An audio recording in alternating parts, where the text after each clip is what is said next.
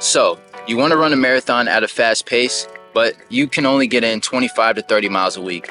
Don't worry, I've been there and I can help you, and here are my tips. So the marathon is a hard race to train for, especially if you're working a 9 to 5. I've been there before. For my first marathon, I was only averaging about 25 to 30 miles a week. I was working full time at the time, and I was doing physical labor as well. I was having a hard time getting solid weeks of training in, and I really had to focus on doing the most quality, the most bang for my buck workouts.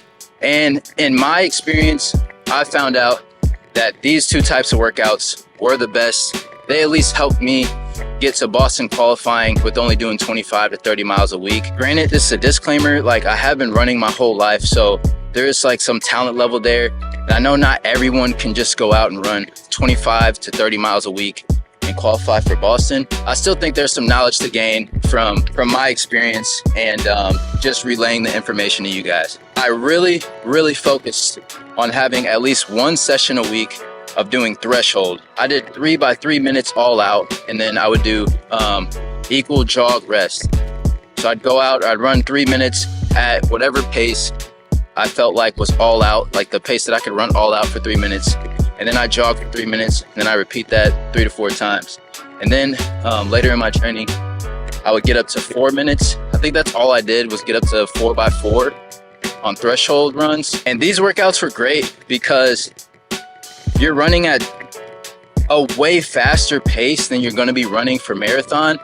And it just increased my VO2 max a lot. So then when I went out and did runs at my marathon pace, it didn't feel as hard or as tiring because I had already ramped up my heart rate so much like earlier in the week, and was just increasing my VO2 max. So I felt like those were great workouts to do, not only physically but mentally. They were really solid. Okay, now the next best thing to do is the age-old long run. But since you're only doing 25 to 30 miles a week, you have to really execute on the long runs. I would use my long runs as another way to get a workout in, and I would run my long runs close to or right at my marathon goal pace. And I would be getting I was doing long runs of 18 to 21 miles, I think was my longest long run. And I was doing those, like I said, at marathon goal pace. And the only reason why I did this is because I wasn't getting in that much mileage and I wasn't able to do too many workouts. So I had to figure out a way to get some quality workout in without just throwing in like another random speed session. And that was to do the long runs hard. And I felt like this was a huge contributor to my success in the marathon, in my first 2 marathons, despite the low mileage, because I just felt good knowing that I could hold my marathon pace for that long of a distance. So when I got into the race, I knew I can at least do 18 to 21 miles at this pace already. So it's just the last 6 I gotta fight, and I gotta find something in me. And unfortunately for me, in my 2 marathons, I went out a little too fast and I wasn't able to find anything the last 6. I was able to get through the line, but I completely died. Like, I would link my race results in the bio, but I'm low-key embarrassed because if you look at my last 6 miles for both of my races, I did the Go St. Louis Marathon and I did Boston.